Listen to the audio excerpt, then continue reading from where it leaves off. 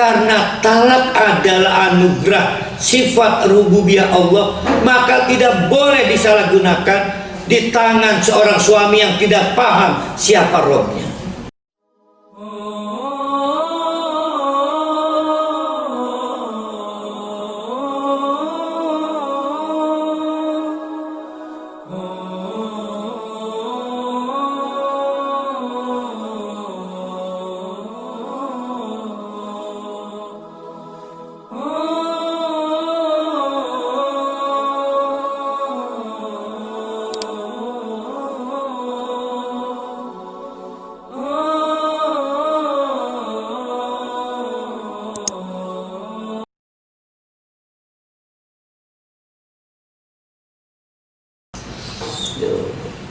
Jangan sembarangan, jangan asal mangap. Lihat, memberi faedah kepada kita, suami tidak boleh tahu iddah perempuan. Yang masuk iddah perempuan itu, Pak, saya lagi head. Kenapa head? Berarti dia nggak tahu. Ini faedahnya. Suami yang soleh di mata Allah adalah suami yang tahu iddah perempuannya. Mau nalak dengan nalak tak tahu. Jangan kita bicara iddah karena hanya mau nalak. Karena iddah itu adalah tobiangi perempuan. Suami yang soleh itu suami yang tahu tobiangi iddah perempuan. Dua kalender kamar. Memang yang terbaik itu bikin kalender iddah untuk istri. Dilihat oleh suami anaknya supaya semua tahu diri. Istri lagi head kan sensitif, maka suaminya harus lebih banyak mengalah. Digawe kalender. Nanti mudah-mudahan Parian bisa nyusun kalender iddah. Ya kan yang ada Bu Ima kalender akademik UPI warna-warni. Ini mah kalender iddah. Jangan kita ngomong iddah karena talak. Iddah itu tobi'i perempuan. Pada saat head ada problem psikis, anak harus tahu mamanya lagi sensitif, suami juga harus tahu lagi wegah rabine, ngerembet ke masak. Tapi kalau ada kalender iddahnya kan semua jadi tahu. Ya Allah, dilanjutkan, wattaqullaha Rabbakum. Yang menarik kata Rabbakum, maka diyakini para ulama talak adalah bagian dari sifat rububiyah Allah. Karena Allah itu Rabb, maka disediakan talak. Kalau Allah itu tidak Rabb, dibiarkan perempuan itu sekasih ditalak tanpa sifat kasih sayang Allah. Karena talak adalah anugerah sifat rububiyah Allah, maka tidak boleh disalahgunakan di tangan seorang suami yang tidak paham siapa Robnya. Tuh.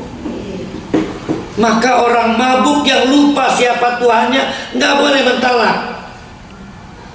Orang hilang akal, kapan orang hilang akal? Marah-marah. Sampai lupa bahwa Allah itu Maha Rabb, tidak boleh mentalak.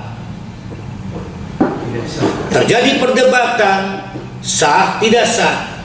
Para ulama menganggap tetap sah. Tapi saya memegang pendapat tidak sah. Wattaqullah, takutlah pada Allah pada saat mentalak. Bukan gak boleh mentalak. Pada saat mentalak, pada saat akan mentalak, takut pada Allah. Jangan sampai talak kita itu masa iddahnya panjang kan, itu gagal dikelola baik oleh istri yang mutallaqah maupun mutolik. Kita mutolik gagal mengekspor. Ya Allah, banyak hidayah Allah, banyak Rob Allah ini telah memberi kita anugerah, akhirnya rujuk. Jadi sebetulnya masa iddah itu masa merenungkan kembali arti kehadiran Allah. Saya dulu pernah ngomong ke Bu Ima, itu siapa? di Masjid Bilal kalau nggak salah.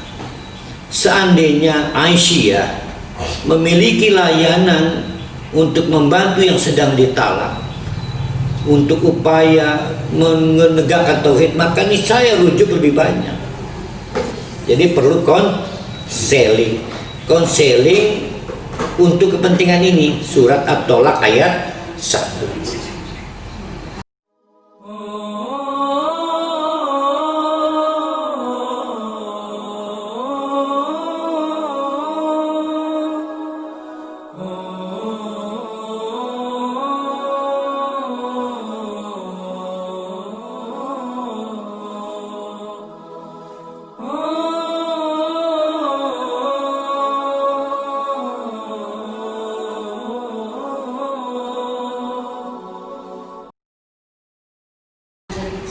Jadi yang pertama adalah memperhatikan iddah. Yang kedua, memperhatikan kedudukannya sebagai apa? Istrinya itu. Tolak harus didasarkan pada satu, memperhatikan iddah. Yang kedua ini, wattaqullah, nanti kita singkirin dulu. Yang kedua adalah memperhatikan kedudukan perempuan itu tetap sebagai istri, yang isinya satu, la tuhrijuhunna min buyutihinna. Lihat itu, rumah siapa di situ? Lihat di Qurannya itu. Rumah istri. Tuh, karena memang paket dari suami menempatkan istri dalam rumah yang layak belum berakhir, maka Allah menyebutnya rumah istrinya. Jadi yang di Indosiar, suara hati atau kisah nyata itu keliru. Istri diusir itu karena rumah istrinya. Dan ini adalah ancaman buat suami. Tidak pernah ada istri menumpang tuh. Ya kalau disepakati itu base campnya itu rumah istrinya. Perhatikan buyutihinna. Oh, luar biasa benar kedudukan perempuan di dalam surat At-Tolak. Ya. Jadi saya ingin mengingatkan kembali kepada para suami juga para istri. Kepada para suami, ini kewajiban dari Allah menempatkan istri dalam rumah istrinya. Tapi kepada para istri saya ingatkan, jangan merasa menumpang. Ini adalah kebaikan Allah melindungi perempuan.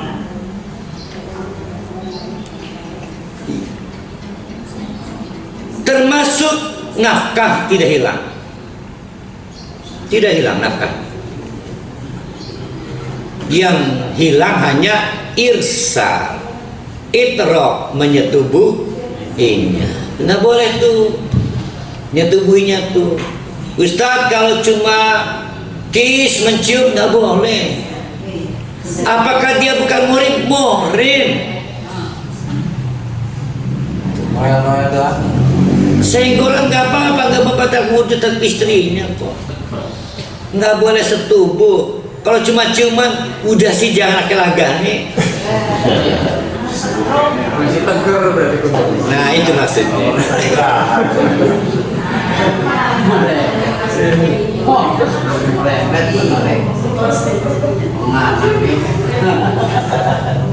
Baru mentalak sejam kemudian sadar. Hati-hati, belum tentu bagus. Nanti akan ketemu ayatnya. Perhatikan ayat berikutnya, menarik banget nih ya.